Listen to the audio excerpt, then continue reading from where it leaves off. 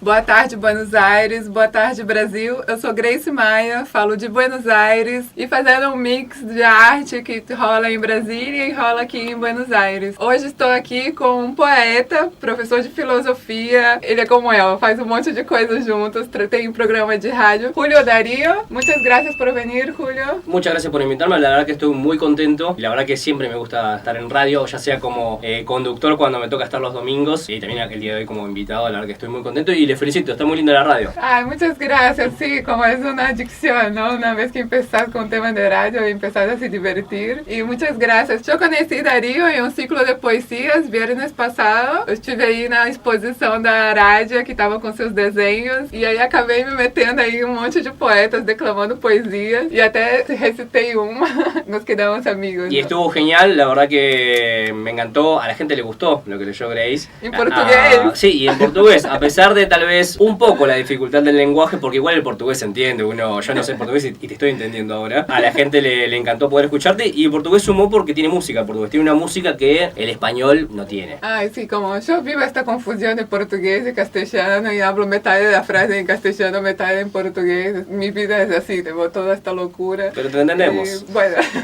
graças. Gente, hoje eu escolhi um artista que é tipo um deus, assim, da música brasileira. Eu já queria ter falado dele antes, mas eu fico toda na dúvida de quem eu escolho, mas esse é tipo um amor do meu coração. Gilberto Gil. A escolha de um Deus, a personalização de um Deus. Quer dizer, eu, ao longo da minha vida, enfim, o que pude ir colhendo de ensinamentos, o aprendizado que fui podendo fazer na vida foi me dando a noção, foi desenvolvendo em mim a noção de que o Deus é desconhecido. Gilberto Gil é um símbolo de arte e poesia. Hoje a gente vai falar muito de poesia e o Gilberto Gil, eu acho que mais que um músico, que ele tem 50 álbuns vendidos, são 4 Grammys, tem vários prêmios diferentes, assim, ele é artista pela paz da Unesco, cavaleiro, não sei o que, ele tem vários títulos super diferentes, mas mais que isso, eu acho que o Gilberto Gil é um grande poeta. As músicas dele são de uma poesia, de uma elaboração das palavras. Ele trabalha uma coisa que eu adoro, o Gilberto Gil, ele tem muitos neologismos, todos os nomes dos álbuns são palavras inventadas. Eu acho que isso é uma coisa assim super punk, né, de fazer, você trabalhar assim com a semiologia e tratar as palavras de uma forma livre. E ele tem uma influência muito grande de poetas, assim como Gregório de Matos, Olavo Bilac. São poetas que têm uma métrica e ele trabalha essa métrica na música dele e mantém esse ritmo brasileiro, né, de palavras cantadas, esse ritmo afro que ele tem, junto com a influência desses momentos do... Acho que o mundo estava passando por um momento que tinha esse mix assim de jazz com música brasileira e o rock dos anos 60. Então o Gilberto Gil, ele trabalha desde um forró, samba, e trabalha a guitarra elétrica e trabalha acordeão. Ele é um músico assim que completa e trabalha todos os ritmos. Tem álbuns só de reggae, ele trabalhou com muitíssimo, acho que um dos grandes hits do Gilberto Gil, ou regravações do Bob Marley. Trabalhou tipo turnês com Jimmy Cliff. Então é assim, não pode dizer que ele toca reggae, ou que ele toca samba, ou que ele toca rock. O Gilberto Gil, ele tem 50 álbuns e cada um é uma peculiar. Bom, ele nasceu em Salvador, passou a infância em Ituaçu, e quando foi para a faculdade ele voltou para Salvador para estudar administração.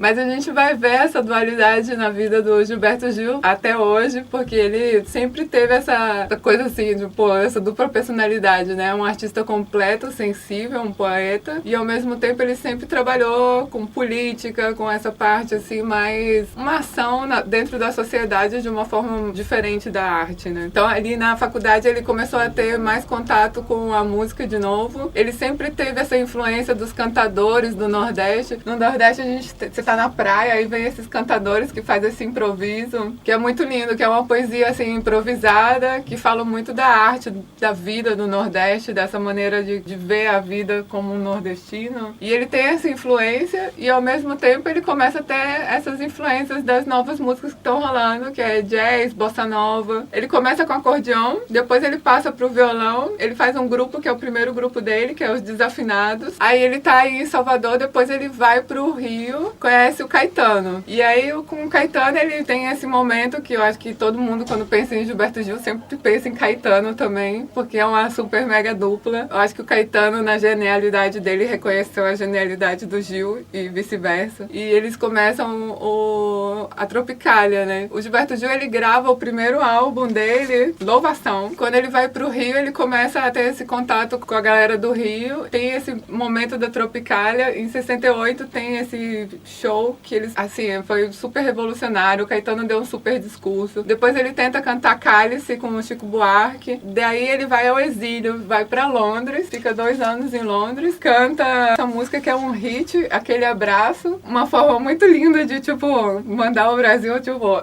se catar, assim, tipo, é um super hit que ele gravou fora do Brasil. Ele teve na Ilha White com mais de 600 mil pessoas e saiu uma nota na revista de Londres que tinham 2 brasileiros, ele e o Caetano, 2 brasileiros anônimos mandando ver no segundo dia do festival de 5 dias. E eles eram, tipo, Oxuá do Catinguelê. Criou o plano de cargos e carreira dos servidores da educação, saúde e do quadro. Caralho, tem uma batida ali. Eita porra. Caralho, tem uma batida ali. Eita porra. Caralho, tem uma batida ali. Eita porra. O Gilberto Gil, ele faz a carreira dele muito mesclada, assim, tipo, ele é um brasileiro que canta em inglês, que gosta de misturar a linguagem de português com inglês. Eu acho isso muito legal, assim, porque ele coloca uma onda no inglês e essa mistura que ele faz fica bem brasileirada, eu acho lindo. Depois ele volta pro Brasil, faz um festival, canta mais lança o próximo álbum dele. Ele tem todo um tema que ele vai pra Londres, depois vai pra Los Angeles trabalhar com Sérgio Mendes. Ele é super cigano. É meio difícil de, tipo, memorizar, assim. Eu acho que dá pra fazer uma cátedra na faculdade só pra estudar Gilberto Gil, porque ele tem uma vida super cigana. Cada momento ele vai fazendo esse mix de onde que ele tá. Ele vai pra Nigéria também, ele começa a ser um representante dessa luta da cultura afro. Nos anos 60 ele faz uma mistura de cultura afro-brasileira com cultura oriental, que é esse momento que os Beatles estão trazendo, a meditação, tudo. Então ele tem álbuns, assim, que são super... essa mistura de yoga com cultura afro. Ele tem um álbum com o Jorge Benjó, que é Ogum e Xangô. É Gil e Jorge. Então ele tá sempre trabalhando na carreira dele uma mistura internacional junto com a mistura das 2 religiosidades, assim, super fortes, que é uma religiosidade que tem o mundo depois dos anos 60, que é essa coisa esotérica, e muito de cultura afro, né? Começou a aparecer bastante na TV no Fino da Bossa com a Elis Regina, e na época da Tropicália rolava um programa no Brasil que se chama Chacrinha, que era, tipo, era uma coisa super louca, não dá pra explicar só vendo. E eles apareciam bastante aí. Daí ele vai trabalhando com vários cantores, né? Ele trabalha com Jorge Malter, com a música Maracatu Atômico, que é uma música que eu adoro, depois o Chico Sainz regravou também. É uma música de muita poesia, eu adoro essa poesia dessa música. E hoje ele já cantou com todo mundo, assim, tipo, Beth Sangalo e todo mundo. E tem 50 álbuns, que é uma trajetória incrível, assim, para um cantor. Pra galera aqui de Buenos Aires, eu aconselho, assim, tipo, você não conhece música brasileira, você não conhece bem Gilberto Gil, porque o Gilberto Gil, ele tá presente, assim, eu acho que na carreira de vários cantores também, eu acho que ele trabalhou em turnês, que ele fez com vários cantores. O grupo Doces Bárbaros, com a Gal, com a Bethânia, o Caetano e o Tom Zé. Esse não tem o Tom Zé, Tropicália tem o Tom Zé. Também foi um festival que ele fez uma turnê. A maioria dos álbuns dele, ele faz turnês. Eu tive a oportunidade de ver o Gilberto Gil em Brasília, tocando junto com o filho dele. Realmente, ele é uma pessoa super carismática, mágica, que às vezes a gente vê a pessoa assim na TV, sei lá, e quando você vai no show, você tem uma expressão diferente, né? Às vezes a pessoa é antipática, mas no show é legal, assim. Mas o Gilberto Gil, ele é maravilhoso sempre, assim, e realmente foi um prazer enorme poder ir no show dele. Eu já vi ele de perto várias vezes, eu já tive em vários momentos que tava o Gilberto Gil, quando ele foi ministro da Cultura. Eu fui num show muito lindo dele, lá no Sul, na época que ele virou ministro da Cultura da cidade de 500 anos, numa cidadezinha que tem bem pequenininha lá no Sul. Foi assim, tipo, desceu e saiu falando com todo mundo, assim, incrível, assim, tipo, a capacidade dele de ser um artista e ter sempre essa alma, assim, tão brother, assim, né? Eu me sinto, assim, amiga do Gilberto Gil. O que acontece com ele é que, tipo, ele tem essa dualidade, ele trabalha política e ele trabalha com arte, super potente, ele nunca parou, ele tá sempre produzindo, e a gente tem muitas músicas dele que são, assim, uma coisa incrível, e a gente pode começar com... Ai, gente, eu sempre me perco com as músicas. Hoje eu separei Toda Menina Baiana, Andar com Fé e Esperando na Janela. 3 ritmos totalmente diferentes pra gente curtir aí, Gilberto Gil. Olá, estamos de vuelta, estamos escuchando Toda Menina Baiana, Andar com Fé y Esperando na Janela con Gilberto Gil. Ahora vamos acá con la entrevista con Julio Darío, poeta, profesor de filosofía, radialista, estas cosas de artistas que hacemos muchas cosas. Muchas gracias, querido, por venir. No, gracias por invitarme. Puedo decir con respecto a la docencia, soy profesor en la Facultad de Filosofía y Letras, doy un taller de escritura creativa, no enseño filosofía.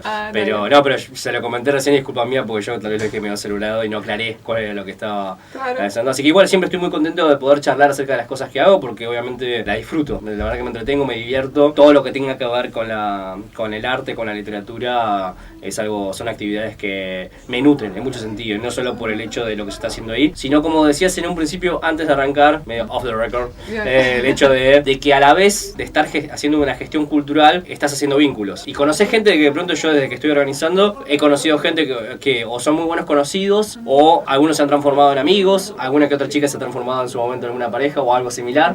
Entonces uno también se nutre a nivel humano. Claro, yo creo que los artistas buscan esto, ¿no? Como encontrar personas. Cuando hablo una poesía, yo estoy también, es un grito de quién acá también piensa así, ¿no? Como, es una búsqueda de encontrar los hermanos. Sí, hay a mí me pasó que va de esa mano una de las principales cosas que me llamó la atención y que disfruto de lo que es los eventos que se realizan, que yo allá por el 2013 ya venía escribiendo en el 2009 poesía y pasando por muchos autores y por muchos estilos. En el 2013 mandé varios concursos en los cuales consistían en que a la hora de ser seleccionado elegían 2 o 3 poemas propios de uno y los integraban en una antología. Entonces hicieron un par de presentaciones porque mandé a un par de concursos y me seleccionaron varios poemas y fui integrando diferentes antologías y había las presentaciones. Entonces ahí empecé a conocer a muchos contactos, muchos colegas que integraban también el libro que se presentaba. Uno de ellos se presentó en la Feria del Libro justamente el 13 o 11 de mayo del 2013, era el 11 de mayo, ahí en la que era la sala de Victorio Campo. Y uno de los tantos contactos, escritores y escritoras que fui conociendo, de hecho fue una escritora, me dice, ¿sabías que podés leer tus poemas en eventos? Yo no sabía que todo ese mundo que estaba desplegado en Capital, en Buenos Aires en general, existía. Entonces en octubre del 2013 leí por primera vez en El Emergente, que es donde vos leíste vos aquella vez, el jueves. A partir de ahí me encantó. Y lo que me encantó fue justamente que hasta ese momento yo consideraba que la actividad del escritor lo es igual en gran parte. Tanto la lectura como la escritura es muy solitaria, porque uno necesita concentrarse. No es como jugar al fútbol, que uno puede estar acompañado de todos los demás y es una actividad colectiva, sino que uno, por más que sea una persona medianamente social, tiene que encerrarse en su cuarto y concentrarse en leer, concentrarse en escribir. Muchas horas de solitud. Totalmente. Entonces, cada palabra sale de como muchos momentos de solitud. A veces como paso una noche entera y con 5 de la mañana estoy casi dormida así, muerta. Ahí viene una frase y tipo tengo que levantar y escribir una poesía. Exacto, y necesita de la soledad para poder... si no la tiene, justamente justo no estás solo esa noche y necesitas escribir, tenés que cerrar la puerta del cuarto, tenés que cerrar Facebook, cerrar todas las aplicaciones y quedarte a escribir, porque si no querés que te interrumpan las diferentes cosas que aparecen. Entonces cuando accedí finalmente al evento, me encantó la posibilidad de que uno pueda, primero, tener un público, tener gente con quien compartir, y a la vez, una vez terminado lo que era la exposición de uno, recibir devoluciones, que se acerquen personas que te estuvieran escuchando, te te comenten acerca de lo que les pareció lo que leíste y vos también puedas, y viceversa, ¿no? Claro. Ay, me encanta. Yo tuve una experiencia muy idéntica a la tuya, más o menos por 2013 o 2014. Yo empecé a llevar en serio esta cosa de escribir poesía, porque mi primera poesía fue una cosita así de fotocopia con 9 años. Y siempre escribía y perdía, ¿viste? Escribir así y no guardar. Entonces empecé a llevar en serio que resultó en este libro. Y la primera vez que leí fue tipo en 2013, 2014, en un sarau. Y también fue así, agarré el micrófono y empecé a contar la historia. Cuando bajé así, la gente vino a hablar, ah, me encantó, no sé qué. Siempre leí esta poesía que leí ahí, como en el Monte de las Oliveras, que es un poco así que hablando de mí, ¿no? Como, la verdad, esta experiencia también me marcó. Yo hablé, ah, bueno, me gusta esto. ¿Cómo fue buena esta experiencia de compartir este sentimiento que tengo y encontrar este feedback? Hay gente que entiende que yo estoy hablando. Está buenísimo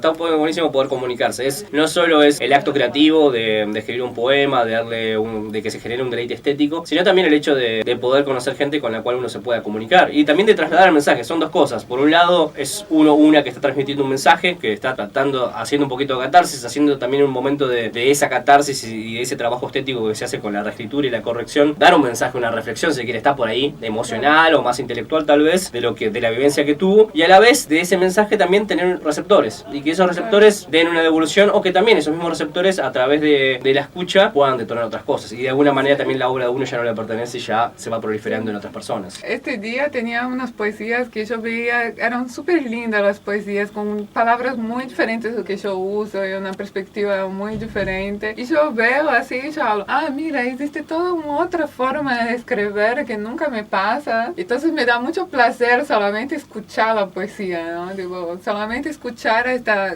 selección de palabras tan... Qué lindo que seleccionó las palabras así. Palabras muy sencillas y un orden muy sencilla, pero está tipo genial. Yo tipo, wow, ¿no? Me encantó. Este placer de compartir, yo pienso que yo puedo estar ahí también escuchando y también estar al otro lado, ¿no? Sí, totalmente. Está una de las instancias que suelen haber en los eventos, es la del micrófono abierto. Tal vez por una cuestión de que justo en esa fecha, como pasó el jueves pasado, yo hasta ese momento no te conocía, sí. O que también uno tiene ganas de pasarse a cualquier evento sin necesidad de ser el invitado o uno de los invitados que forman la grilla, tiene un momento en el cual puede compartir y estamos todos escuchando y estamos todos también muy contentos de que se dé esa posibilidad. Y como se dio en tu caso, de pronto gustó a la gente, le encantó a la gente lo que leíste, por muchos motivos, porque estaba bueno lo que decías y segundo porque también estaba en portugués y estaba la sonoridad del idioma. Me gustó lo que hiciste y ya lo linkeo un poquito con el evento. Estás invitada y vamos a poder escucharte este domingo 13 a partir de las 22 horas en la Feria Punk. Dentro de la Feria Punk consiste en varios recitales que se van a dar ahí, hay un gran escenario y también van a estar, justamente va a ser una feria, van a haber editoriales independientes o diferentes propuestas de revistas literarias, etcétera, etcétera, que van a estar ahí a la vista. También va a estar el ciclo Eclipse, que es un ciclo que yo organizo con Victoria Luz Lunar. Tuvo esa noche que te gustó, lo que leyó, sí, ¿no? De Hijo de Bute. Van a haber muchos poetas que van a estar leyendo ese domingo y una de ellas, por supuesto, es Grace Maya. Ay, me encantó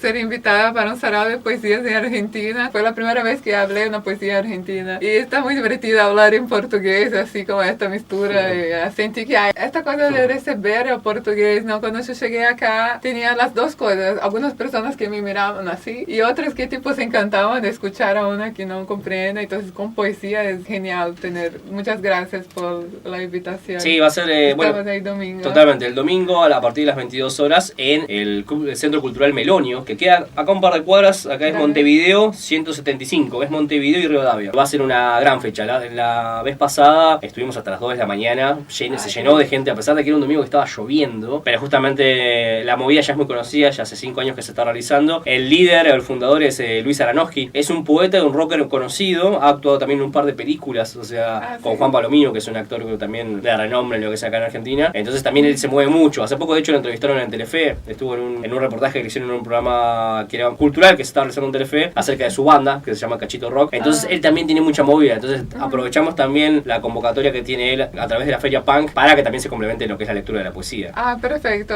¿Cuál es la dirección? Montevideo 175, Montevideo y Rivadavia. ¿Domingo ahora? Este domingo 13, a partir de las 22 horas. Perfecto, estamos ahí, tipo genial. Feria Punk, eso puede ser buena. Sí, por supuesto, está buenísimo. Está genial la movida que se hace. Me dices, ¿cuáles son tus influencias? Parece así como, ¿cuál es tu fuente de inspiración? ¿Cómo empezaste a trabajar? Si tienes que escribir algo, tienes ganas de escribir, nunca controlas. ¿Cómo es tu proceso? Hay dos momentos, hay dos maneras, dos dinámicas, y que tienen que ver con los géneros. Porque yo escribo poesía, pronto voy a publicar mi próximo libro por mi editorial que se llama Cerceres Ediciones, Genial. y también escribo narrativa. Y en la narrativa, por ejemplo, me pasa que necesito tener una temática, ya es como que hay inquietudes que me andan rondando y que en determinado momento me hace clic y empiezo a escribir, que tienen que ver con, en general, con las redes sociales. El libro que estoy por sacar el año que viene de narrativa, que son cuentos, tienen que ver con cómo las redes sociales han resignificado determinados comportamientos de la manera en que nos relacionamos. Por ejemplo, Tinder o Happen, que son aplicaciones o redes sociales específicas de una búsqueda en particular que tiene que ver con tratar de establecer un vínculo con otras personas que están muy asociadas con lo sexual, que no es como Facebook, tal vez que uno pueda agregar a alguien, puede estar hablando y no pasa nada y está todo bien, y hay otros intereses entre medio. Y de pronto, por ejemplo, no quiero deschavar mucho, pero cómo de pronto también nos resignifica y nos ordena la manera en la que nos relacionamos. Uno, antes de las redes sociales y antes de estas aplicaciones, de pronto conoce a alguien, un chico o una chica que les interesa, se tiene que acercar y tiene que empezar a hablar y empieza a interactuar, y en determinado momento, más o menos, si hay buena vibra, uno ya avanza, da un paso más y trata de decir, bueno, mira, me gustas, qué sé yo, o vamos a tomar algo y qué sé yo, y ahí empieza el paso a otro nivel. En cambio, en Tinder o Happen, para tal vez lo que no sepan cómo es, la manera en la cual uno empieza a interactuar es la siguiente: aparece como una especie de catálogo de personas y uno puede poner una X o un corazoncito, es decir, lo aprueba o no lo aprueba. Y si la otra persona a su vez le puso... no aprueba. Es una X, sí, es una X que queda descartado. ¿No lo usaste nunca? No te creo. Bueno, no importa. No, soy súper orgullosa. Bueno, entonces cuando uno pone... Estoy soltera 6 años y me mantengo súper orgullosa. Cuando uno pone corazoncito, pone un like a la persona en cuestión y a su vez esa misma persona le pone like a uno mismo, a partir de ahí, una vez que hay esa coincidencia, uno puede empezar a hablar, a chatear, se abre un chat. Entonces, ¿qué pasa? Antes... Para abrir el chat tiene que tener los dos corazoncitos. Entonces, lo que ordena la manera en que interactuamos en esas redes sociales es que antes nosotros teníamos que hablar con una persona y ir tanteando y ver si había buena onda, y a partir de ahí uno se podía lanzar y decir, che, mirá, vamos a tomar algo o vamos a hacer esto. En cambio, a partir de estas redes sociales, para empezar a hablar, para que se dé la posibilidad de empezar a hablar, ambos tienen que coincidir en que se gustan. Igual es genial, que yo soy orgullosa, pero que es genial, ¿no? ¿Por qué orgullosa? No quiero tener Tinder, tipo, me parece un poco... Mira, a mí me pasa que yo no... A mí me parece que buena parte... Yo soy vieja.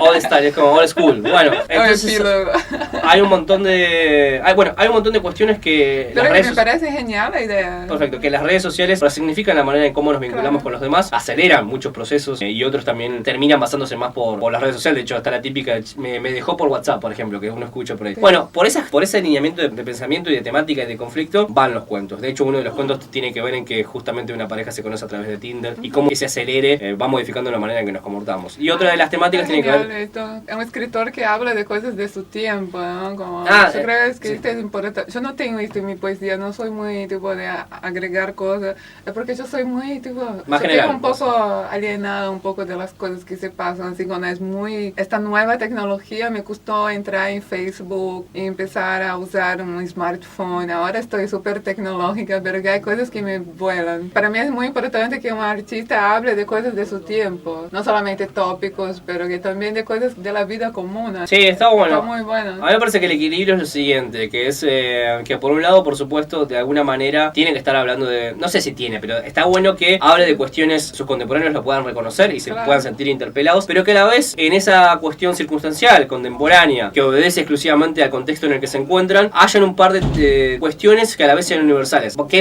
es lo que hace, por ejemplo, que una obra sea un clásico? Por ejemplo, ¿por qué de pronto seguimos leyendo a Platón y en las charlas de Platón, en los diálogos de Platón, puede ser el banquete y están hablando del amor, son en realidad un montón de personas que estaban en un ágora, que estaban vestidas con sábanas y que estaban con unas sandalias y estaban hablando acerca de lo que es el amor y de cuáles son las diferentes formas del amor, y aún el día de hoy, miles de años después, al leerlo nos sentimos un poco interpelados y sentimos, esto todavía tiene cosas que interpelan, debaten con aspectos de la realidad actual. Entonces siempre la obra, está bueno que una obra tenga esos dos aspectos, que Platón le está hablando a sus contemporáneos, porque son tipos que están en un ágora y están vestidos de una manera muy particular que ahora no se usa, y en su época era leído, y a la vez... Este día es como de una fiesta específica que están veniendo... Eran orgías igual, los griegos la pasaban bien, porque discutían filosóficamente acerca de lo que estaba sucediendo, y después, bueno, ahora empieza la fiesta. Después se ponían a tomar y hacían de todo. Y a la vez nos están hablando nosotros. El día de hoy uno puede leer a Platón, los diálogos de Platón, y encuentra cosas que puede vincularlas con lo que está sucediendo el día de hoy. ¿Te parece como que la poesía, una cosa que me parece muy interesante de la poesía, no sé si te suena, que después de tantos avances tecnológicos y que la media nos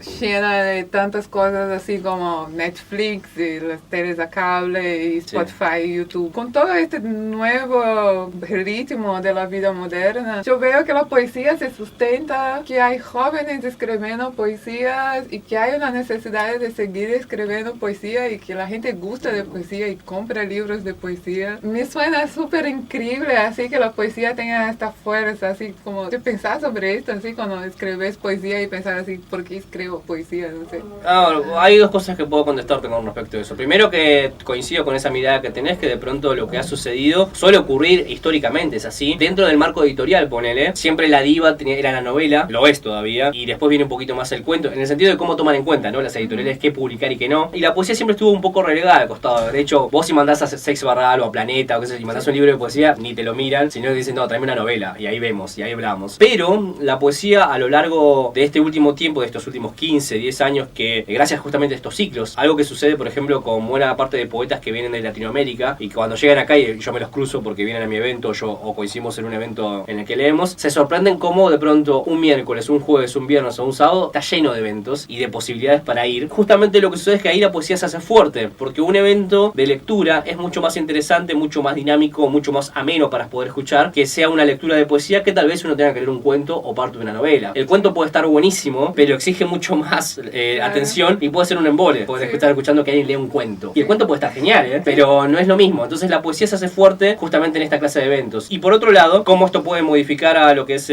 la poesía y cómo también me interpela a mí. A mí me ha pasado, por ejemplo, que en el 2016, Mario Montenegro, que es un poeta que anda por ahí, así que en algún momento te lo vas a cruzar, si seguís moviéndote en el ambiente, tiene una editorial que se llama Ediciones Francia. Y él hizo una antología a finales del 2016 de muchos poetas que le copaban, eligió 2 poemas míos. Y él lo que había sucedido es que él había escuchado estos 2 poemas míos allá por el 2015. Y cuando me los dan en el 2016, me da la prueba de galera, que es que te muestra ya el PDF de cómo va a ser impreso el libro. Yo leo mis 2 poemas y me doy cuenta que uno de los poemas, teniendo más reciente mi experiencia de lectura en vivo, en voz alta, yo lo leía de otra manera. Entonces lo corregí y dije, che, mira, acomoda estos versos porque yo lo leo de otra manera. Entonces me parece que la lectura en voz alta es una gran herramienta de reescritura. Tener un ritmo mucho más aproximado de cuál es el ideal que uno busca a la hora de dividir, de estructurar los versos. Y por otro lado, hay muchos poetas que cuando han venido a mis ciclos me dicen, hay poemas que yo empecé a escribir ya pensando que los iba a leer en voz alta. Entonces también, no solo que uno puede modificar a posteriori, una vez que lee en voz alta y ya considera que tenía el texto totalmente corregido, sino que incluso desde antes de poder escribirlo o antes de poner la primera palabra, uno si ya piensa que ese texto va a estar destinado a una lectura en voz alta ante un público, ya puede estar condicionado a partir de esa instancia. Yo escribo un poco con este sentimiento que estoy hablando para la gente, entonces escribo un poco así, pero que cada vez que leo un poema yo cambio alguna cosa. Este es mi primer libro, yo tengo más 4 gigantes así que no publiqué todavía.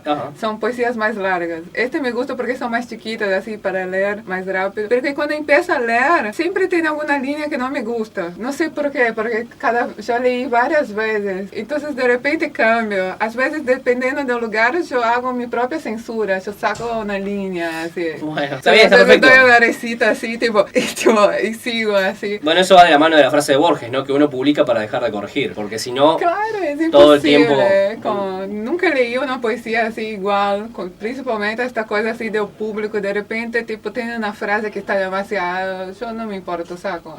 Está perfecto. Está ahí. A mí me parece que está genial y es dinámico. A mí me parece que uno cuando publica es justamente para decir, bueno, ya me cansé de corregirlo y ya creo que más o menos llegué a una manera en la que me puedo considerar medianamente conforme de esto. Pero después, obviamente, van a haber, a medida que va pasando el tiempo, van a haber modificaciones que vas a querer realizar. Y de hecho, y te lo planteo de esta manera, yo creo que lo peor que le puede pasar a un autor cuando repase su obra previa, anterior, es que cuando la vea no se le ocurra nada que modificar. Porque eso implicaría que él no evolucionó. No se debe tal vez al hecho de que esa obra en su momento no fue lo mejor que se pudo hacer, sino que uno va cambiando y uno va buscando otros recursos, se va alimentando de otras influencias y va obteniendo lo que se llama oficio. Y de la manera va puliendo con el tiempo cuál es esa que uno llama lo que es la voz poética y que obedece a la relación íntima que uno puede tener con la literatura y en este caso con la poesía. Me encanta esto en todas las artes. Yo también hago tipo cortos, trabajo con cortometrajes, claro. Me gusta ver cómo yo hice el primero, que está muy limitado en varios aspectos, pero que me gusta ver este proceso, ¿no? De la esencia que se mantiene en algunos aspectos y de cosas que tipo, yo no pienso más así, o este momento yo estaba